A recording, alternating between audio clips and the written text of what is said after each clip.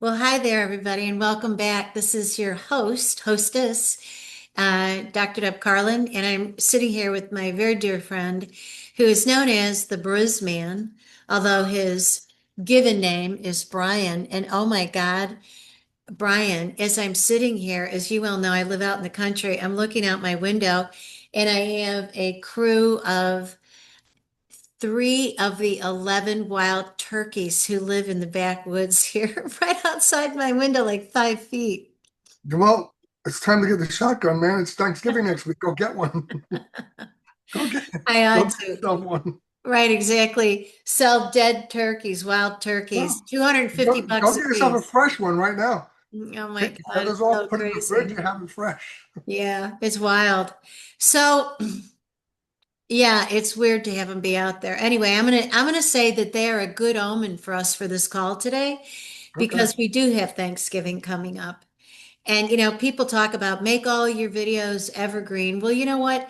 There are some themes that are evergreen, and the idea of giving thanks and gratitude is evergreen. We just happen to be in the holiday of evergreen right now. So the birds being out here are a message for us as we walk into our second interview about you being the king of transplants.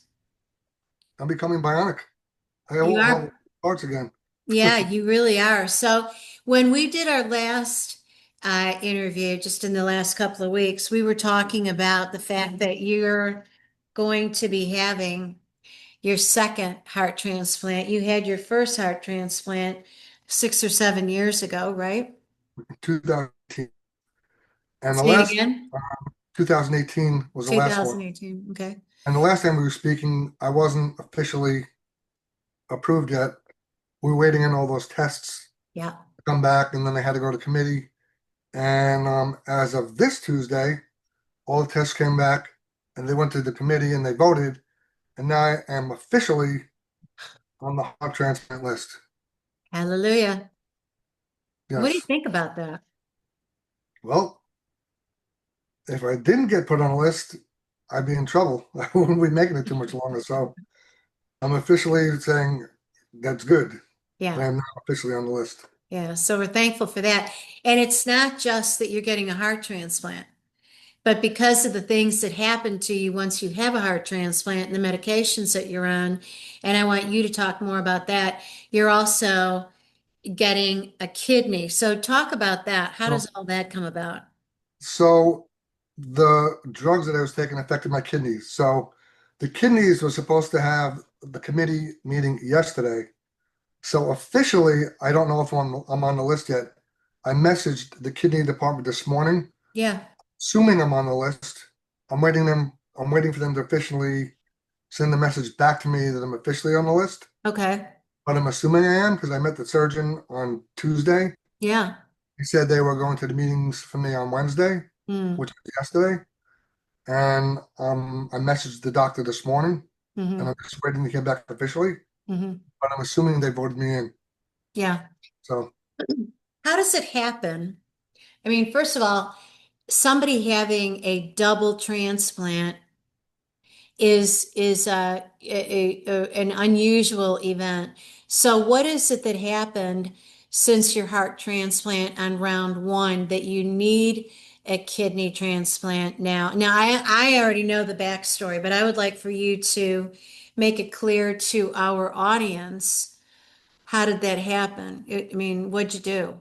so if I was not getting another heart transplant, I would not just be getting a kidney transplant. So Yeah. my kidneys are not bad enough where they just give me a kidney transplant. It's not like I need dialysis or anything like right now, but my kidneys are working probably at like a stage 3 kidney failure.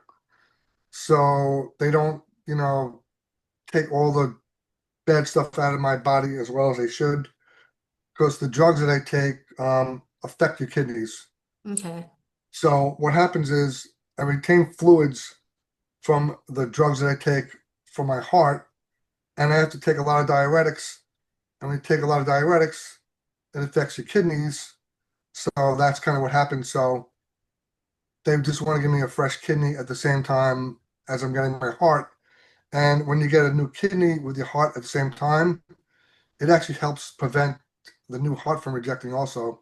So the combination is a better combination when they do both at the same time.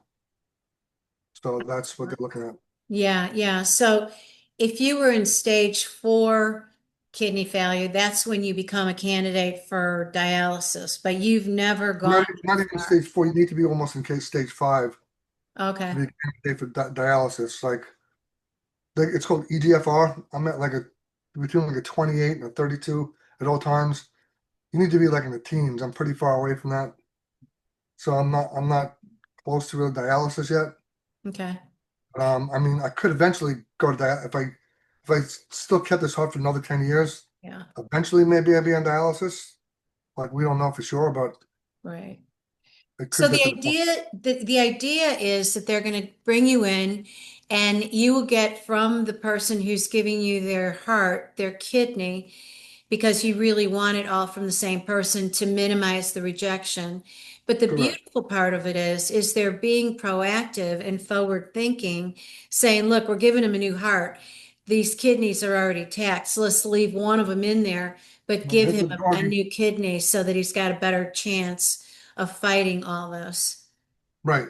And then Okay. the way it works is they give me the heart first. They make sure that I stabilize and everything's good.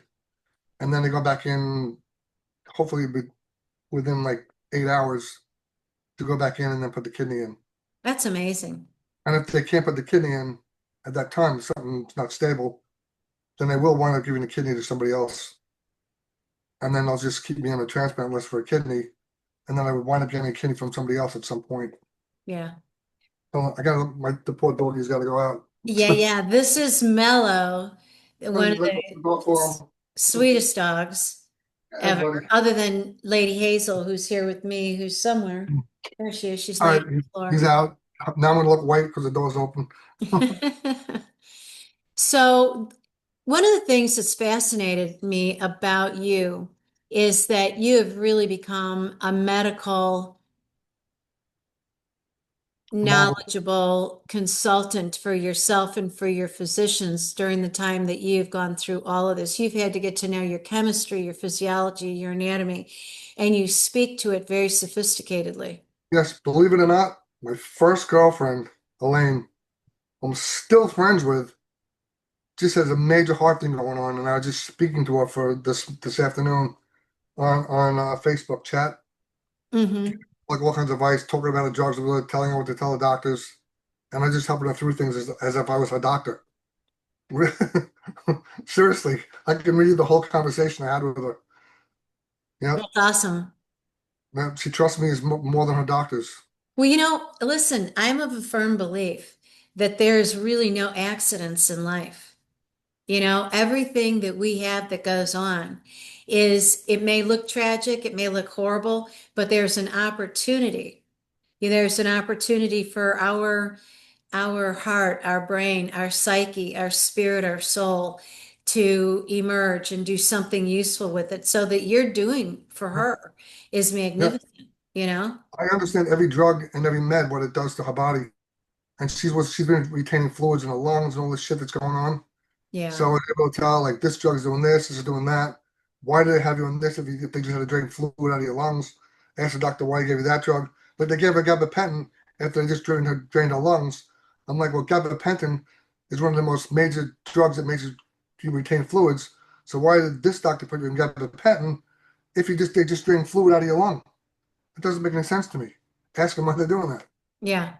One doctor gave her that. Well, You know, it's one like, of one of the things that I've noticed about working with people, particularly in the medical field, is that there's a so-called team put together, but they're not talking to each other. right, They're prescribing and just putting it in, and not checking. And the pharmacist is supposed to be the alarm bell, but they don't want to get in trouble with any of the physicians by saying, "What are you right, doing?" Because then they're going to get called on the carpet for, well, but you're not an MD. What are you asking me for? right. So I'm really grateful for your circumstance that your original girlfriend has the ability to communicate with you. This might be saving her life. Could be. Could be. I'm like, did they do this test? Did they do that test? I answer everything now. I know I can anything to do with the heart. I can pretty much understand everything.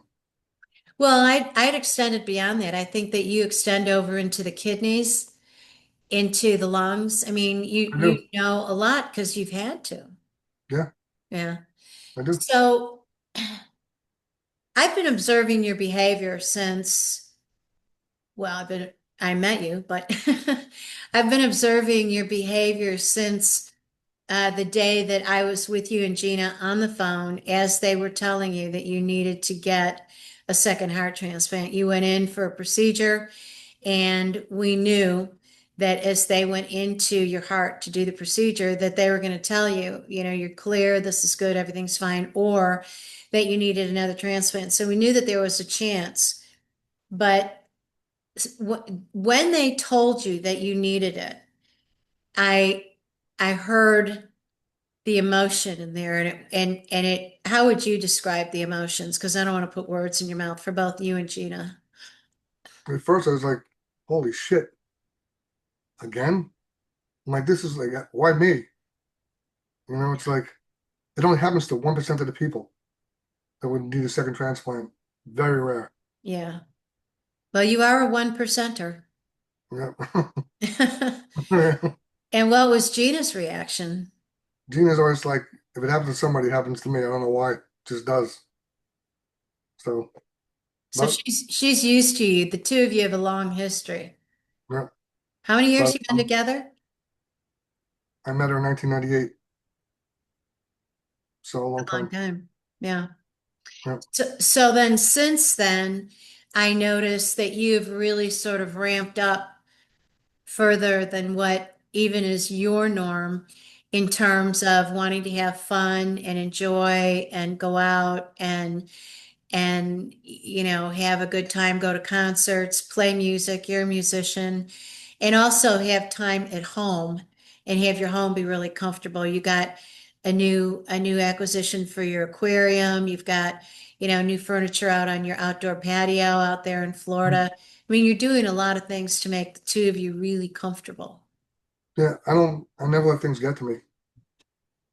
I try to like, just go on. You have to. Like, Fortitude. I'm still gonna do everything I normally do, even though I'm waiting for this transplant. Yeah. I'm not gonna just sit around. I'm gonna still, I'm going to a concert at the Hard Rock on December 6th.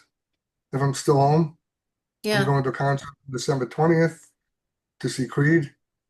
At the Hard Rock, if I'm still home, I'm just gonna go on and just do what I normally do. Yeah. I love that about you. Yeah. And you put up your flippin' Christmas decorations, which is like, Oh yeah. boom, wow, out there with all these Yeah. lights and figures and all kinds of things. And your neighbors love it. Yeah. They do. Yeah, you're ready for the holidays. Yeah. Yeah. I'm not gonna And sit around. just ongoing with house repairs and just always being on top of it. Yeah, I could just sit around and go, "Oh, it's me. Yeah. Can I get any? What am I gonna do? Holy shit." I mean, I could be doing like. I mean, there are people that be doing. Think about it. I I bet you're know. like, well, most people be doing that. I know. That's what they be doing. If I do that, what good is that? I'd be giving in. I wouldn't be the Briz Man if I was doing that. No, you would not be the Briz Man if you were doing that.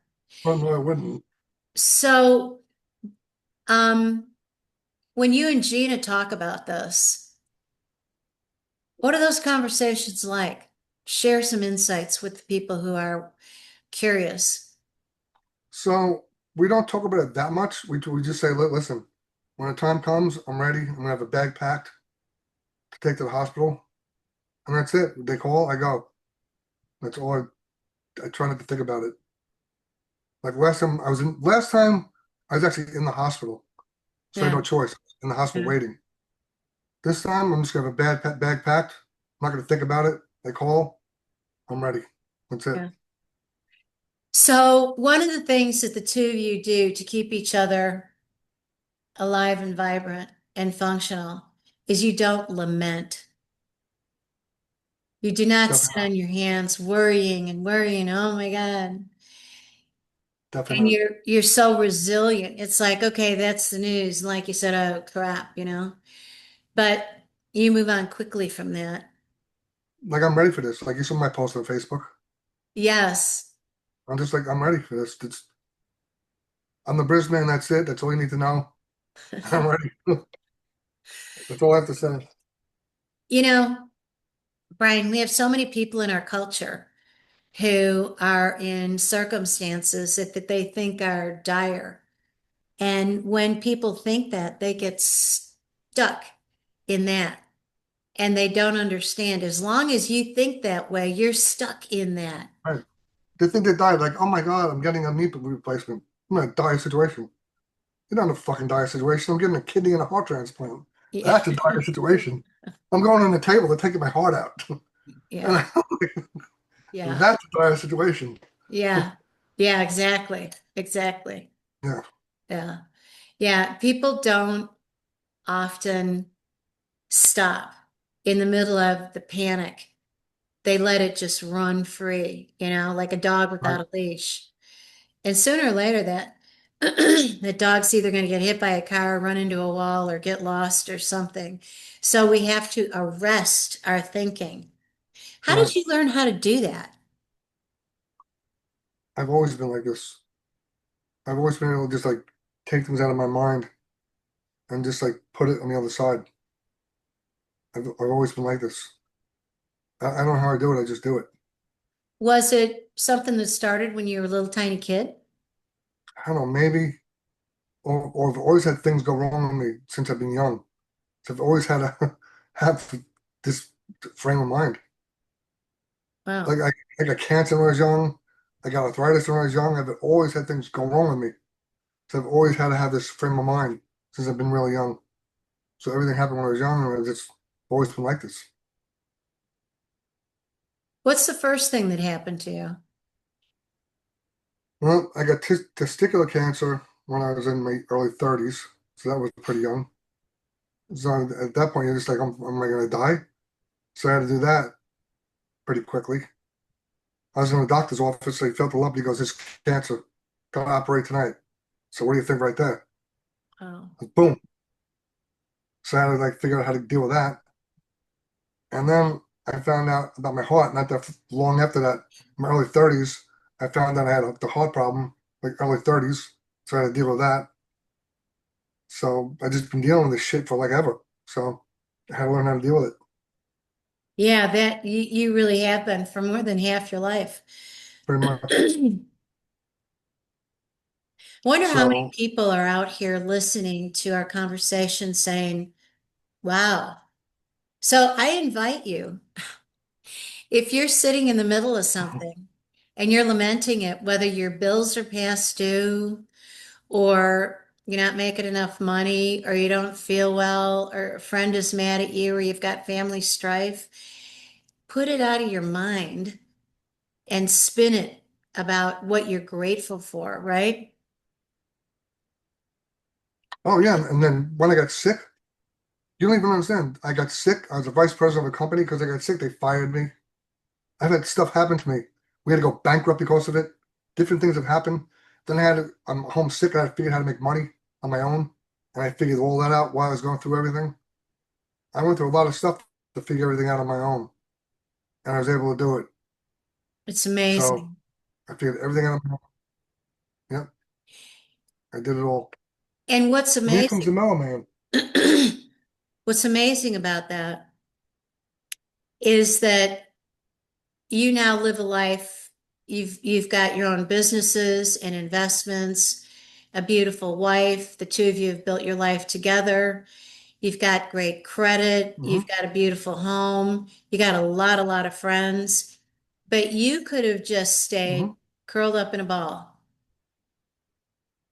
I could have. except you Could have couldn't. gave in a long time ago. Yeah, No, yeah. there's no way. I've always been the one thing. What's that? The The Briz Man. Brisbane. So what I ever say. I say it to myself every time something happens. I always say, "You're the Briz Man. There's no way you're going down." I always say it. I said it every day. That's all I do. That's it. I'm different. Yeah. Nobody's me. Yeah. I love that about you. It's really Nobody's me. important. So, what I do with people when they come to me and they're in trouble is I try to get underneath what's really going on. People say, oh, I've got this, that, and the other thing going on. Well, okay, but what's behind that? And when they start to think about that, it gets easier to tease apart. And then let's look at what are you grateful for? What are you really thankful for? So it changes your whole perspective, doesn't it? It does. Yeah. So what are you grateful for? Like, what are you going to be thankful for on Thanksgiving? Well, I'm thankful that they approved me for the transplant. I gotta be thankful for that. I gotta be thankful for my daughter. My son just had a baby, so I have a brand new granddaughter. Yeah. I'm thankful for that. And I gotta hope this heart comes quick enough that I can go see my granddaughter, and I can get it quick enough because my daughter's getting married on October 17th of next year, and I gotta be able to make it to the wedding.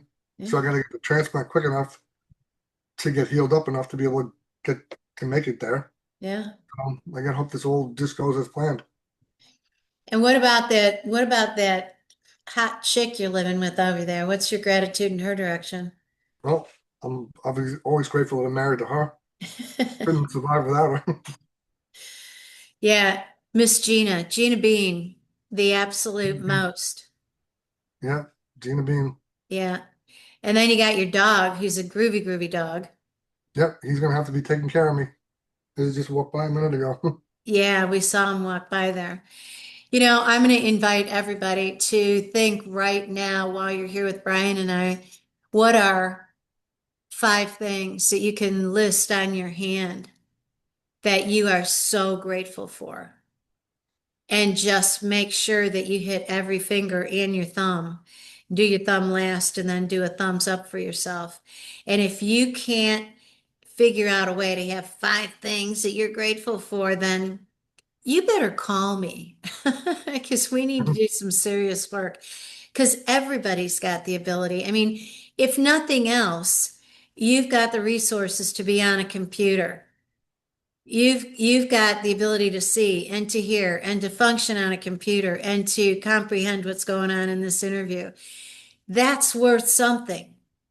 And then you just expand it from there. And I like the way that Esther Hicks on YouTube goes off on rants where she just starts on a roll. And then I'm grateful for my health and I'm grateful for my shoes and I'm grateful for the sky. And if you do that, it turns into silliness, which is great uplifting energy, right? It is. I'm even grateful for this Black Sabbath hat. There you go. Absolutely. And Where'd this you Jimi get it? Hendrix shirt.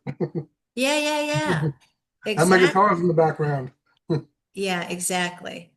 So people need to learn these skills and really practice them. Well, you know what, Brian? We're going to stay tuned. I think that we should come back next week and do another episode about Thanksgiving again and how we're both preparing for it and come back with a nice message for people. Maybe you'll play your guitar for us. Sure. Play a Thanksgiving theme for us for Thanksgiving. I'll sit here and Thanksgiving. enjoy that. Sound good? Sounds good to me. We could also have a call in.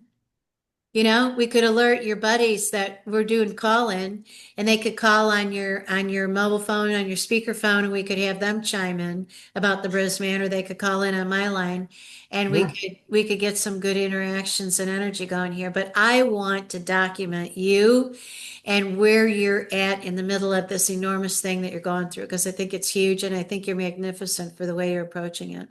yeah. Maybe even once I get in the hospital, man, we can do something in the hospital. Once I crack, I once I crack my chest open.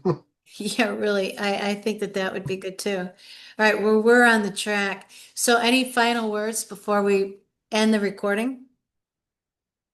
All right, man, just you gotta stay cool. Um, one before Thanksgiving, great. If not, everybody have a happy Thanksgiving, Yeah. and we'll get you like Okay, so stay here with me. Friends, I'm going to stop the recording and say toodaloo, but I am going to snuggle in with my friend Brian and chat with him a little bit further. So for the rest of you, stay tuned because this isn't over.